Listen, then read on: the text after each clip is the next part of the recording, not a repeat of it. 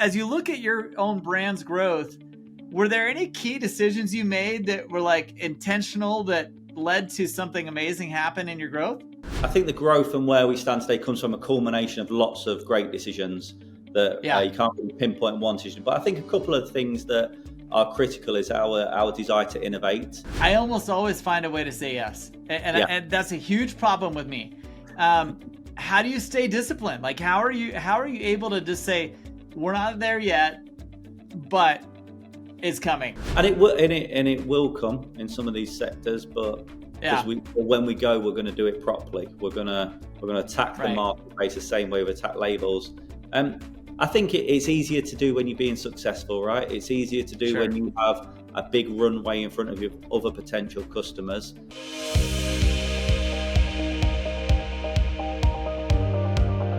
Hey, welcome back to the show. I am so excited today because we've got a true artist with us. And Lewis, I'm going to let you go to town. Tell us who you are and what do you actually do? I'm Lewis. I'm the CEO of Catapult Print. We actually we manufacture mainly food labels that we supply across America. Okay, so you're a label print shop. Yep. Sexy, hey? That is so sexy. Yeah. It's done a little bit differently, though. Yeah. Talk to us, because you are not, when I go to your website, it does not look like you're a print shop. You look like you're literally a museum taking me on a journey through some artistic production facility. And I want to know, who are you actually targeting? And what is it that you saw was a problem that you thought you could solve with this business? Yeah, so we're targeting food manufacturers mainly, food and beverage. And if you walk the outer perimeter of a grocery store, you'll see a lot of Catapult labels. That's basically our customer base. Highly perishable items, fluctuating demands, or the sort of target base of customer we do. I mean, the reason we sort of came into this, especially in America, obviously a long way from where we was from England originally. But prior to this, we owned a design and brand agency. So we were dealing with all the print base across America. And we saw a massive opportunity. We felt it was being done poorly from the printer base that was here. We saw an opportunity to do things a little bit differently and improve things. And that's how we came to be sort of Catapult where we are today. I love it. And truly, you've catapulted. I love you've got a little map of your distribution channels on your website, but you guys are all over the place. You're in Canada, you're all over the States, and a little bit in the motherland. Are you in England as well? We have offices in the UK. So some of our teams are in the UK. All manufacturing's in the US, and all of our customer base is either US, a little bit in Mexico, and a little bit in Canada. But we do have some of our offices in the UK. I love it. Now, I mean, honestly, a lot of people are kind of hearing this conversation going, okay, food packages. That's not the coolest thing, but it is big. Like, it's a huge consumer base. What kind of food processing manufacturers are you guys attracting, and who thinks their labels need to look better than the way they do in order to get picked? It's something you don't realize, but until you're involved in it. But there's a big impact on buying demand and why you make the purchasing decision at shelf. So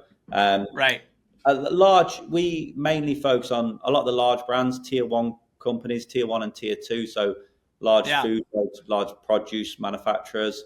And it's for us, obviously, in this industry, yes, it's about the quality of label, but it's also about the service that we can provide. That's very important to our customers, because labels is the lowest commodity on the package, because obviously the food's very important, or the drink and the container that it's in, and the label. But at the same time, it's a juxtaposition, because the label is also the most important, because it can't be sold without the label on it, because it's what holds all the nutritional and all the legality information as well. So it's also very important in for our customers and their service to their customers. Not gonna lie, it was interesting you say that, because we were just I was out at the grocery store with my wife the other day, and we were getting some little flavor packets first. We like to make smoothies in the morning, and so we got these little flavor packets, and we ended up buying the generic brand. because their label looked better. And I was like, I was kind of shocked. I was like, wait, that's a generic? And she's like, yeah. And we both looked at it. We turned it around and we're like, that looks great. And it's cheaper. I'm going with that. I don't care how much it costs. It looked better. That's how I buy all my pasta sauces. I feel like the pasta sauce aisle is where you look at it and you go, that looks clean and nice. And that's how I make all my purchasing decisions. Totally. We are visual buyers. And especially when it triggers an emotion. So you saw, as you were doing marketing and you were helping these brands kind of get into the stores, and now you saw this opportunity to develop a better way of printing, a better way of representing their products in a store. Yeah. And you jumped on it. Am I following you right? Yeah. There was the visual aspect of it, but also while I was working with these brands on the other side, on the design side, we saw not only the visual execution of what the design agency wanted was lacking, but also then the service elements to the supplier, the lead times, the price, the way that the printers were engaging with the customer, making it hard for them to get what they want. So there was the quality component, but also the service elements as well. We really thought we could revolutionize and disrupt the print industry on. I love it. And you've been doing this for 6.5 years. Yeah. I would imagine, triggering that growth that you've seen in 6.5 years, especially during such a weird time in all of our history, and store purchasing. And I mean, you've been through a lot and you've grown significantly year over year. Talk to us about, as you look at your own brand's growth, were there any key decisions you made that were like intentional that led to something amazing happen in your growth? I think it's hard because I think the growth and where we stand today comes from a culmination of lots of great decisions that you can't really pinpoint one decision. But I think a couple of things that are critical is our desire to innovate. I think we came to market and said, I think print is very, some elements have been left very much. If you walked into a print shop 30 years ago, not much has changed when you walk in there today. So I think our desire to innovate, invest in technology and sort of build a unique model in how we manufacture and produce that product for the customer. I think if you could say one thing, it's just that bringing that culture and that DNA of like, we're going to innovate and we're going to find ways to do this better, I think is why we stand and we're in the position we are today. So pause there for just a second, because I have questions about that. So you not only came in to make things look better, but are you actually doing the process different than it is on most products? Yeah, we've streamlined and simplified and been able to do things a little bit differently.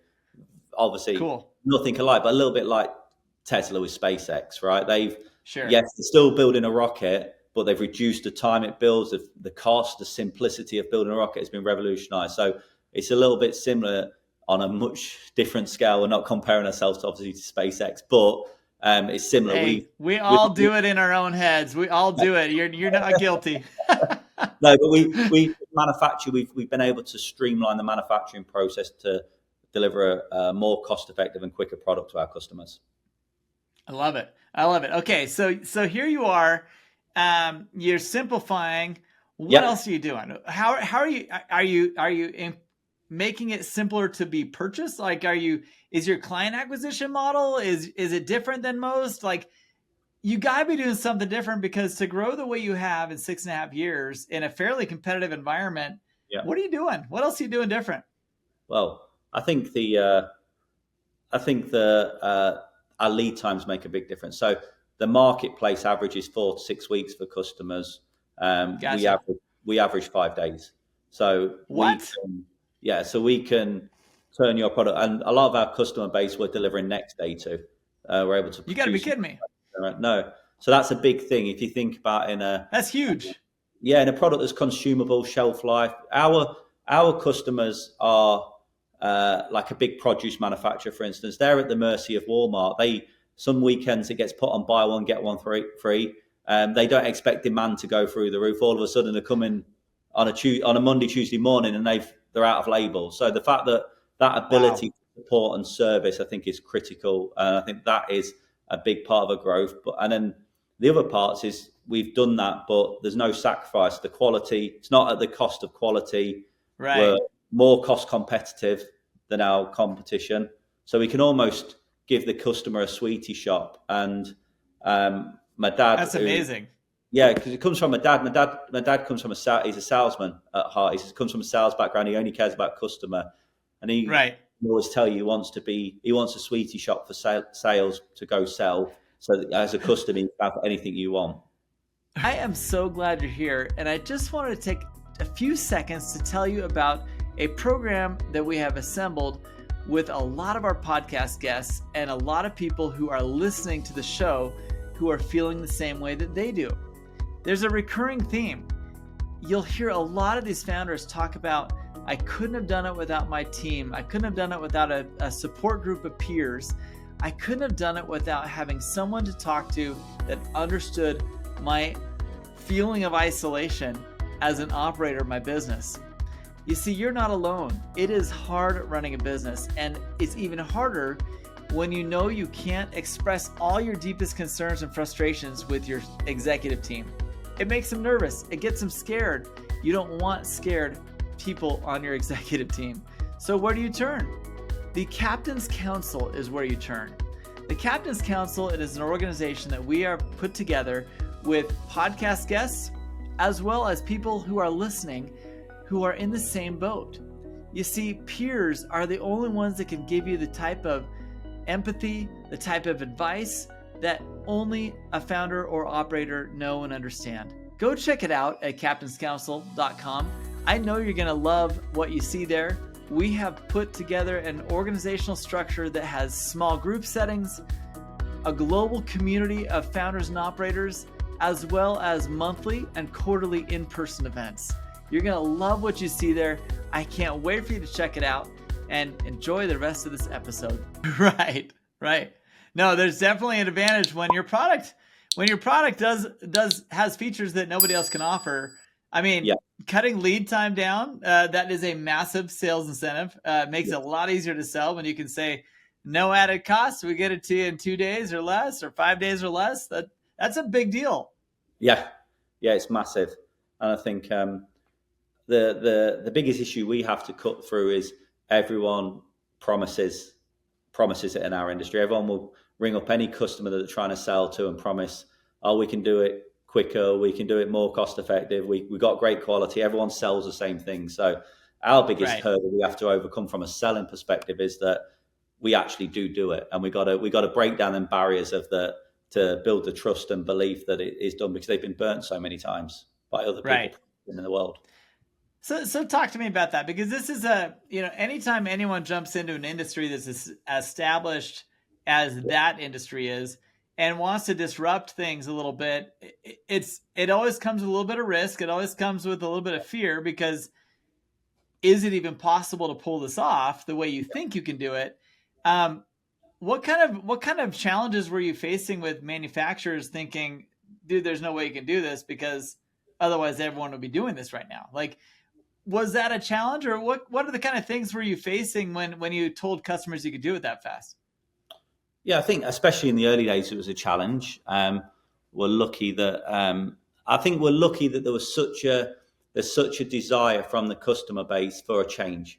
I think there hadn't been much change coming to our industry, so I think we were lucky that there was we're not trying to force a customer base to change. I think they was begging for change, not necessarily from us, but just in general in some of the standards in the industry. So I think that is very very helpful. But obviously the biggest challenge we had starting up and through this journey has been, even as we stand today, we're at 65-ish revenue, but we're still a small player.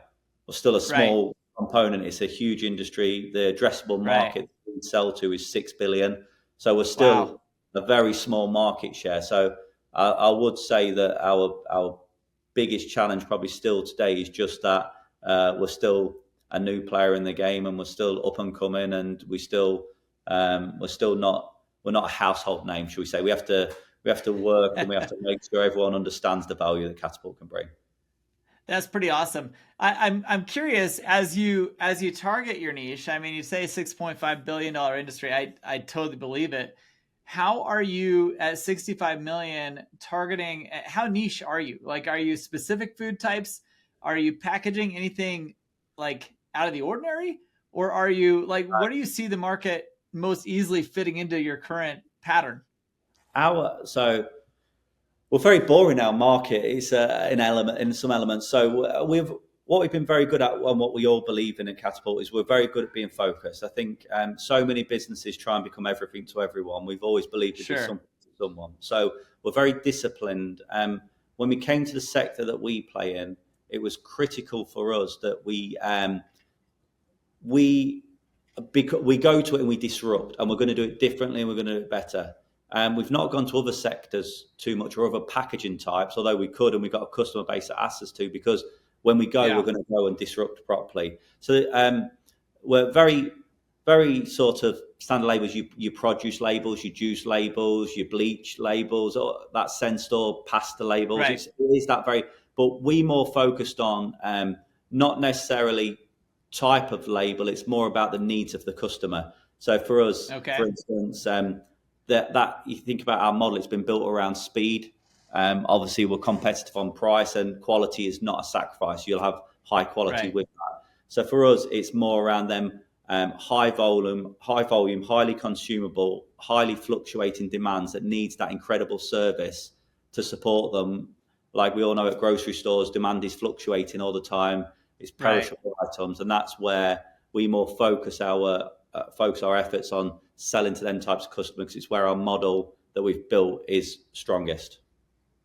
So pause there for a second, because I want to kind of deep dive into what you just said a little bit.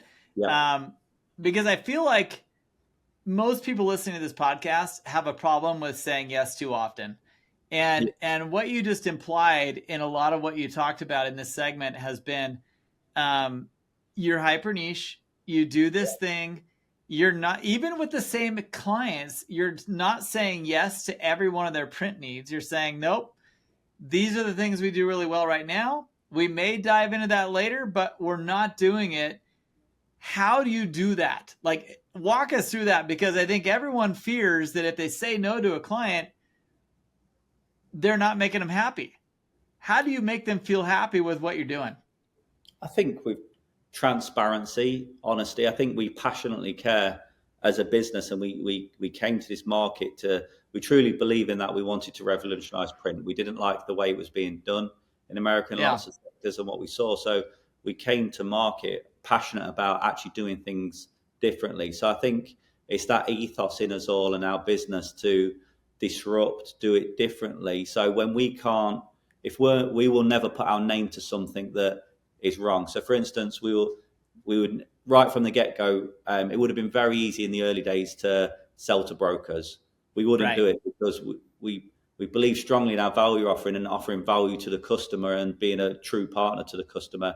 So I think we're able to do it because we believe so strongly in our unique way we produce the product, the unique benefits that we can give to the customer. So if we can't deliver that for a customer, it doesn't feel right to us, because that's why this business is here, and it's why we came to market, and it's what we're passionate about delivering every day. So I think for us, it becomes very easy to do. That's interesting, because I feel like, myself included, when I've got a good customer that loves what I'm doing for them, and they ask me to do like something that's not on my product list, I almost always find a way to say yes. And that's a huge problem with me. How do you stay disciplined? Like, how are you able to just say, we're not there yet, but it's coming possibly in the future? Yeah. And it will come in some of these sectors, but when we go, we're going to do it properly. We're going to attack the marketplace the same way we attack labels. I think it's easier to do when you're being successful, right? It's easier to do when you have a big runway in front of you of other potential customers.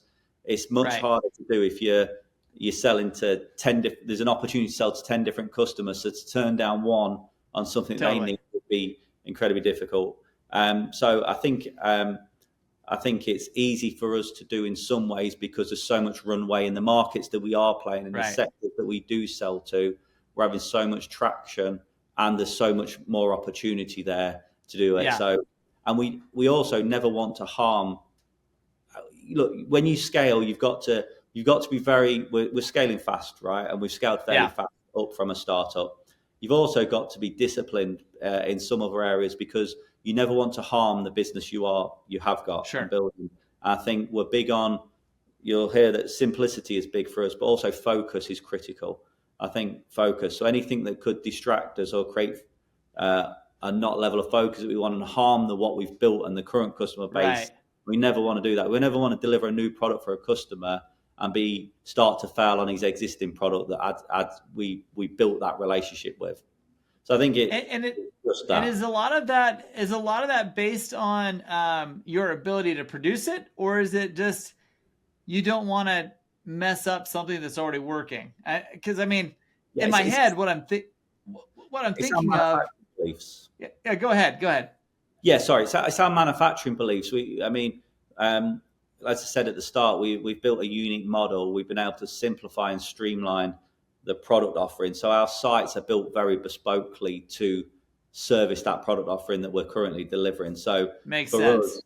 For us, as we scale out and as we do things, there is opportunity to do that. But because of our manufacturing beliefs and the way that the efficiencies and the way that we are streamlined in to deliver the product that we're delivering, it's more around at this stage. We don't want to sort of start. I believe in one-way streets in our manufacturing process. That's why we're so fast. So it's like going down a one-way street that you can't turn back on yourself. And that's how our site is very much built. That's interesting. Such high volume to move so rapidly and so efficiently. So what we wouldn't want to do is start now going, right, I'm going to put a junction there and another road there and another road there. It'll slow everything down. So it absolutely will, but it's just because of our manufacturing principles and belief that offer that value and that simplicity and service that we can offer. Well, I love it. And it's very evident that you're keeping people happy. With your growth rate that you've got, it's got to be exciting, but I love your humility in looking at it as this is a massive industry. And we probably aren't even a recognizable name amongst the big players. Is that kind of the way you're looking at it? Yeah, and we like being the underdog. We almost like not being. I wouldn't say known. I think we're known, but we almost like being not the household name. I think we love proving the value that we offer. So talk to me about a lot of as you know. In the past 10 years, 15 years, even 20 years, so many digital product-based companies exist, and overhead is really people as opposed to hardware and machinery. Jumping into print, that's a very cost-heavy business in terms of purchasing the equipment. Where are you going to station it around the country? What are you going to put in your storefronts? What are you going to put at the home base? Like, walk us through that, because I think that those who are dealing with a product-based solution that you're doing with all those upfront costs and your ability to scale the way you have, what kind of things have you done to kind of balance your balance sheet? You've got heavy assets, you've got revenue growing, but every time your revenue grows, you got to buy more of this asset base. How do you juggle that? What does that look like from your perspective? Yeah, looking back now, you have to be. I think, like a lot of entrepreneurs, you're so passionate. We was also passionate about the product and coming to market that you become a little bit snowblind to some degree, especially in the early days.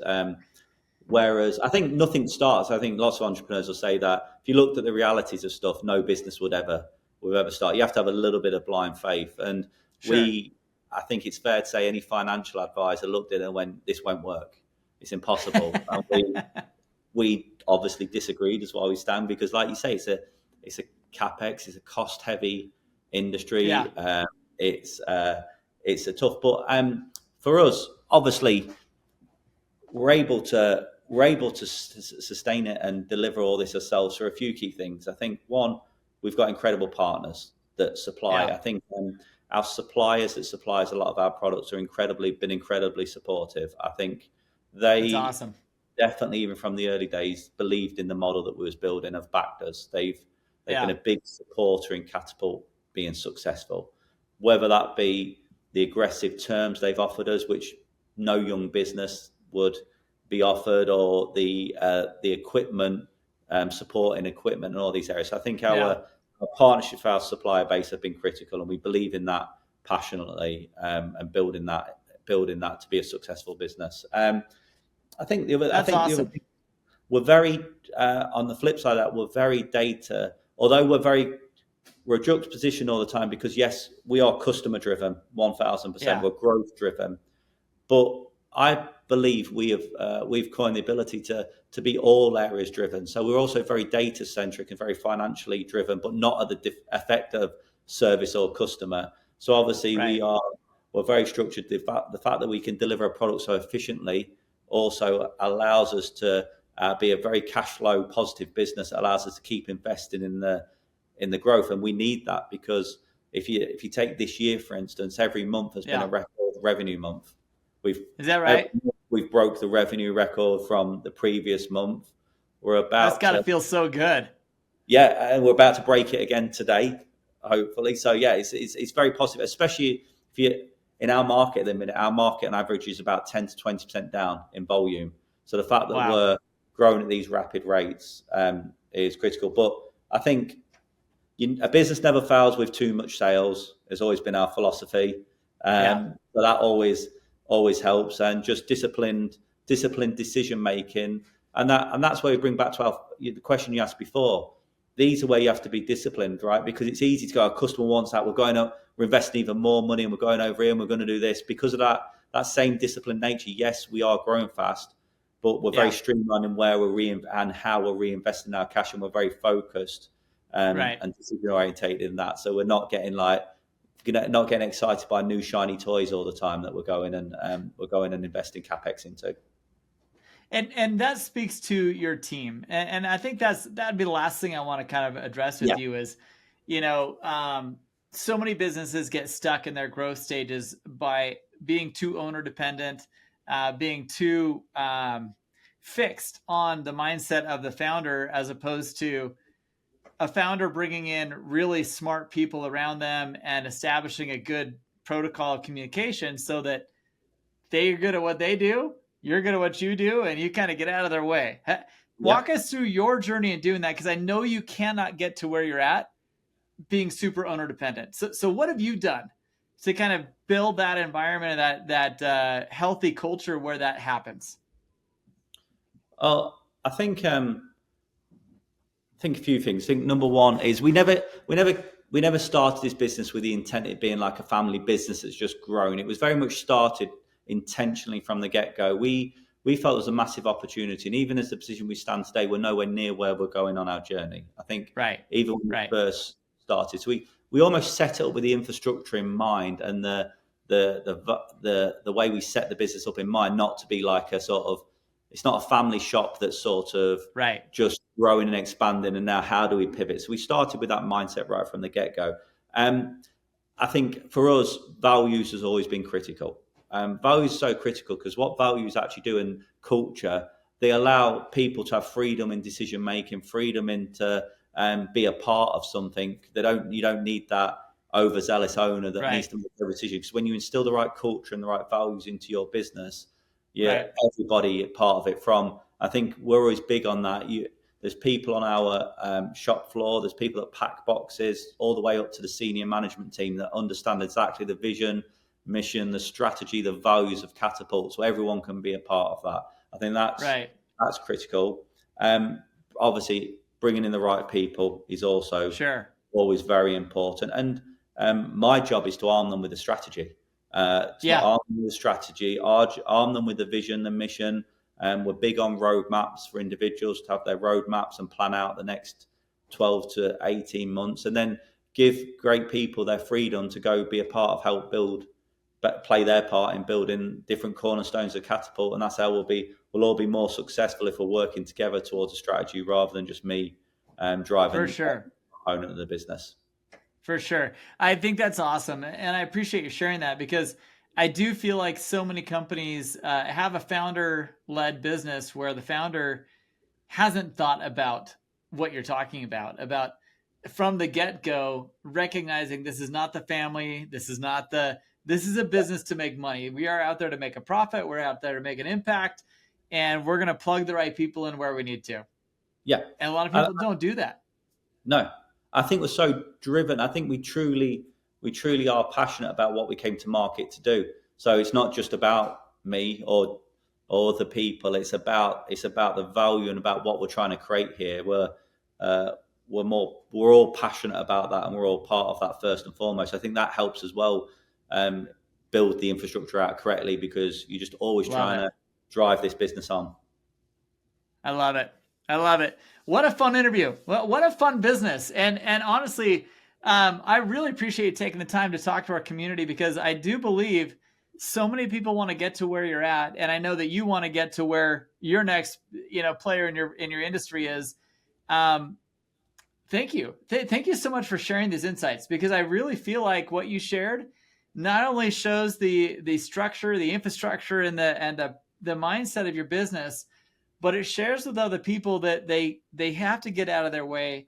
They have to understand that the business is more than just one person. They've got to see that it can't grow the way you're growing without awesome experts being plugged into the right spots. I appreciate that. Absolutely. Thank you so much. Well, I can't wait to see you grow. Do you guys tag your labels anywhere with your brand? Or are you totally the silent partner in all these relationships? We are very, very silent but loud on social media. I love it. Awesome. Well, we're going to put links to your socials so we can see what you guys are up to. And Lewis, thank you so much for taking the time to be here. And we'll catch up with the rest of you on the next episode. Thanks, Lewis. Appreciate it. Thank you. Hey, I hope you enjoyed that interview as much as I did. Lewis is a stud. And honestly, I love the approach he's taken to growth. I love the things that he's done, the changes that he made, the perspective that he has on his role in the company. And I just want you to know that if you're not seeing your business the way he is, you're probably not going to grow and scale. It takes that perspective of pulling yourself out of the day-to-day and not being the main decision maker on every little thing, to plug the right people in, to put the right systems in place, to take care of your customers. And that is how growth happens. So if you are curious what to do next and you're not really sure where your strong points are in your leadership of the business, I highly recommend you check out growthreadiness.com and take our free assessment to see where you're at. As a business leader, as a leader in your company, as a leader in your department, are you ready for growth? Well, take our assessment and find out if you are. And if you are, that's awesome. If not, find out what more we can do to help you get yourself in a growth mindset and get your business put on the right track so that you are growing and you're not just sitting around hoping things will happen. Thanks so much. Enjoy the episode. We'll catch you on the next one.